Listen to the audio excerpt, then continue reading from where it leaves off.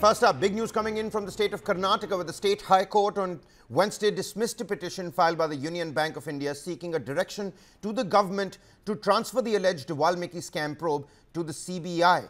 A single judge bench of Justice M. Nagaprasanna pronounced the verdict. The alleged multi-crore financial scam at the state-run Maharshi Valmiki Scheduled Tribes Welfare Development Corporation is presently being probed by the state police itself. Justice M. Nagaprasanna orally said that he did not accept the interpretation of Section 35 of the Banking Regulation Act, under which the bank had claimed that the investigation has to go to CBI, as the Reserve Bank of India's statutory circulars mandate probe to be referred to the CBI when bank staff are involved in misappropriation of money exceeding 30 crore rupees. The Valmiki scam came to light in May this year after the corporation's account superintendent Chandrasekhar died by suicide at his residence. Chandrasekhar had left behind a note alleging misappropriation of the welfare funds. He named 3 senior officials for the pressure that led the step he took.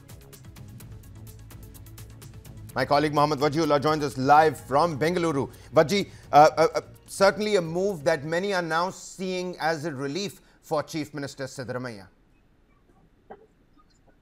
Well, exactly, Kabir. This was a petition by the bank, not by any political party. It had nothing to do with the ongoing investigation that has been going on by the SIT and by the ED. It was the bank who had approached the court saying that they would want the CBI to interfere because, when, like you mentioned, when the matter is above 30 crores, then the bank under the 35A of the Banking Regulation Act can ask for the CBI. But the court today rejected that matter, saying that it's better for the government, it's better for the Union Bank to approach the Supreme Court because it has an overarching presence over this particular issue when it comes to involving the CBI with regards to the. Otherwise, if this particular court gives this permission, then the DSP Act under which the CBI comes will become redundant, is what the judge said. So we'll now have to wait and watch whether the Union Bank of India, which had asked for a CBI probe in this entire matter, will it go and approach the Supreme Court in this matter or not? That is something we'll get to know in the coming days. But today, yes, it is a relief. And more than a relief, we also know that the Karnataka government has already put a blanket ban on the interference of CBI in state matters, and they had already withdrawn other cases that the CBI had been conducting with regards to DK Shiv Kumar, and had said that they would allow the CBI to intervene on case-to-case basis. So how much will that will go forward also was something that was deliberated, but now with the court only rejecting it, it is some sort of a relief for the state government. Well, absolutely. Mohammad Wajiullah bringing us the latest details live from Bengaluru. Certainly a move that is being looked at as a relief for the Chief Minister.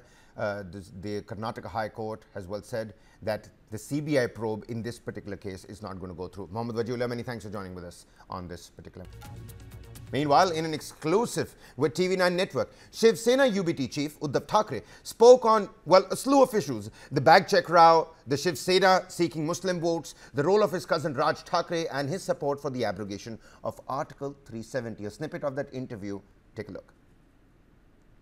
आज उद्या परवा या तिघांची बॅगा बघा आमच्या बॅगेत काही नाही हो मारी बिस्किट आणि खारी बिस्किट हेच दाखवणार ते मग त्या एवढ्या कपड्यांच्या बॅगा माझी काल कपड्याची बॅग त्यांनी तपासली किती होते माझे कपडे ती एक दिवसाची ती कारण हेलिकॉप्टर मधनं यांच्या हेलिकॉप्टर मधनं केवढ्या बॅगा उतरल्या ते नाटक होतं आताही नाटक होईल असं तुम्ही आता नाटक करणार ते बघा तुम्ही येत्या काही दिवसात तुम्ही लिहून ठेवा आमच्याही बॅगा तपासल्या जातात लोकशाही काय कायद्यासमोर सगळे समान लोकसभेत जे मवियाला यश मिळालं होतं त्यात एक मुस्लिम मतं होती आता ती मुस्लिम मतं मवियाला मिळाली शिवसेनेला मिळाली त्यामुळे आता जेव्हा विधानसभा आली त्यामुळे त्या मतांवरून टार्गेट तुम्हाला करण्यात येतं मी फक्त एक बाईट दाखवतो फडणवीसांचा तुम्हाला तो फक्त तुम्ही कालचा आहे ना कालचा आहे अहो नका ओरडू लावू त्याच्याविषयी ते काय बोलले ते बोलून टाका पटकन हे असं हे नको मला किती वेळा रेखणार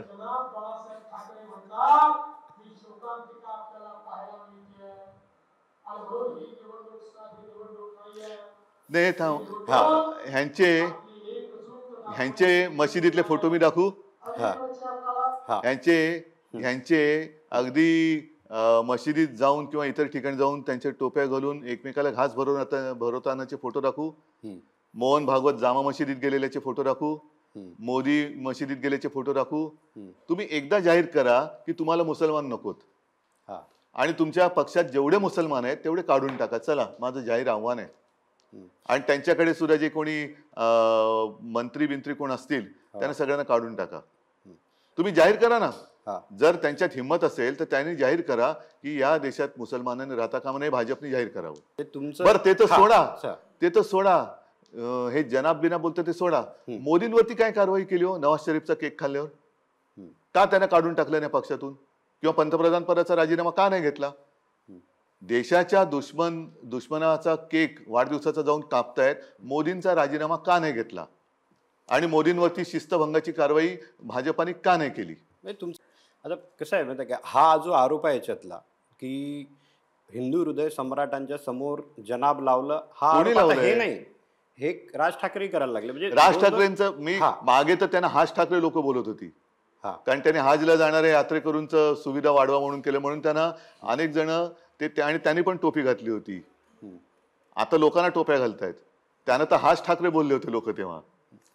नाही, पण ते जो आरोप ते हा, सोडा. ते जे आरोप लावतात. बघा, एक गोष्ट नक्की हा. की हिंदू हृदय सम्राट शिवसेना प्रमुखांचं एक वाक्य मला असं दाखवा की या देशातले सगळे मुसलमान गुन्हेगार आहेत.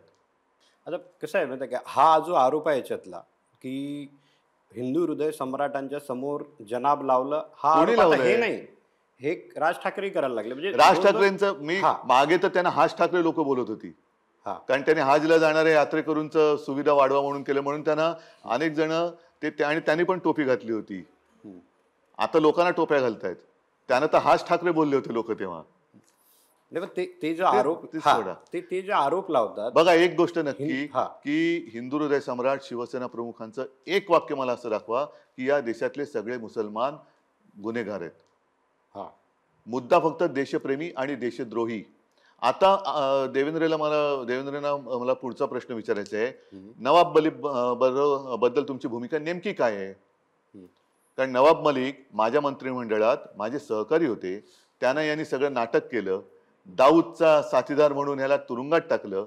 हे तिकडे गेल्यानंतर दाऊदचा गुन्हेगार बाहेर आला. आता त्यांच्या मांडीला मांडी लावून बसतोय. नागपूरच्या अधिवेशनात 2 उपमुख्यमंत्री देवेंद्र आणि अजित पवार असे मांडीला मांडी लावून बसतात. तरी सुद्धा यांना पत्र लिहावं लागतं की हे योग्य नाही होय बरे, हा हे ठीक नव्हे बरे. आता अजित पवारांनी सांगितले की हा माझा अधिकृत उमेदवार आहे. उमेदवार आहे. काय करणार देवेंद्र फडणवीस? ते बोलतात युती का नाही तोडत? हा, ते बोलतात त्यांचा आम्ही प्रचार नाही करणार, आम्ही समोर. अरे प्रचार नाही, पण किती नालायक पण आहे. हा निवडून आल्यानंतर सोबत घेणारच की नाही? सांगा ना की आमचा संबंध नाही. उद्या सत्ता समजा येणार नाहीच, पण एक माणूस कमी असला तरी आम्ही नवाब मलिक नाही घेणार नाही, त्यांनी जाहीर करावं. हा काय फालतूपण आहे? अच्छा, त्याच्या ते नकली संतान बोलतात हे तर तुम्ही बोलले होते मध्ये. आता मी तुम्हाला एक बाईट दाखवतो.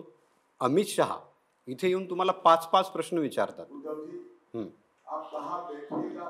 मी त्यांना नाही, हे प्रश्न जे आहेत ना, हा. ह्याचा आजच्या निवडणुकीशी शेतकरी जो आत्महत्या करतोय त्याच्याशी अमित शहाचा काय संबंध आहे? हाय बघा. 370 हटाने की विरोध करने वालों के साथ हा, एक मिनिट थांबा. पॉज करा. हा 370 कलम हटवताना हा. शिवसेनेनी त्यांना पाठिंबा दिला होता. हे जर ते विसरले असतील तर त्यांनी अमिताभ बच्चन किंवा महाभृंगराज किंवा ब्राह्मी तेल डोक्याला लावावं की त्यांची बुद्धी ही तैल बुद्धी राहील. आणि त्याच्या पुढे मला सांगतो, सोयाबीनला भाव नाही, कापसाला भाव नाही, दुधाला भाव नाही, हा शेतकरी कर्जबाजारी झालेला आहे, बेरोजगार झालेला आहे. सगळे उद्योग गुजरातला का नेत आहेत ह्याचं उत्तर त्यांनी द्यावं. पण हे सगळे जे जीवन मरणाचे प्रश्न आहे त्याचा 370 कलमाशी संबंध काय? काय संबंध? 370 कलम हटवलं, तुम्हाला रोजगार मिळाला? 370 कलम हटवलं, तुमचा शेतमालाला भाव मिळाला? 370 कलम हटवलं, तुमच्या मुलामुलींची लग्न होत आहेत? 370 कलम हे काश्मीरसाठी योग्य आहे. आणि ज्या वेळेला मोदी आणि शहा या नावाची माणसं या भूतलावरती अस्तित्वात आहेत, अमित शहा आणि नरेंद्र मोदी, हेही जगाला माहिती नव्हतं. त्यावेळेला काश्मीरमध्ये जे हिंदू पंडितांवरती अत्याचार होत होते तेव्हा एकमेव हिंदू हृदय सम्राट शिवसेना प्रमुख बाळासाहेब ठाकरे होते. त्यांनी काश्मीरी पंडितांना महाराष्ट्रामध्ये आसरा दिलेला. या लोकांना काय माहिती आहे?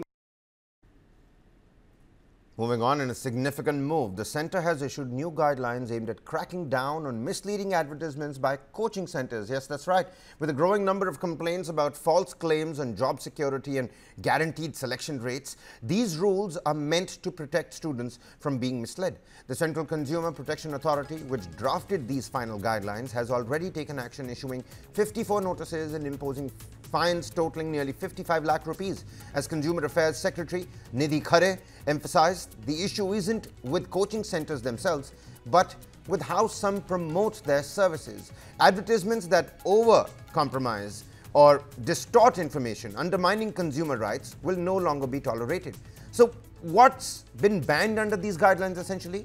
Coaching centers will now not be able to make exaggerated claims about selection rates, job security, or faculty credentials. They must provide accurate details on course offerings, fees, refund policies, and show clear disclaimers wherever necessary. And if they're showcasing successful candidates in advertisements, they need written consent post their selection. Additionally, the guidelines require that centers must truthfully represent their facilities, infrastructure, and the recognition of their courses by authorities like the AICTE and the UGC. While the rules cover all academic guidance and tuition services, they do not apply to sports, creative, or counseling programs. The government has clarified that violations will result in penalties under the Consumer Protection Act. For students, it's a much-needed safeguard, urging them to verify the true scope of coaching services before they end up signing up for these services.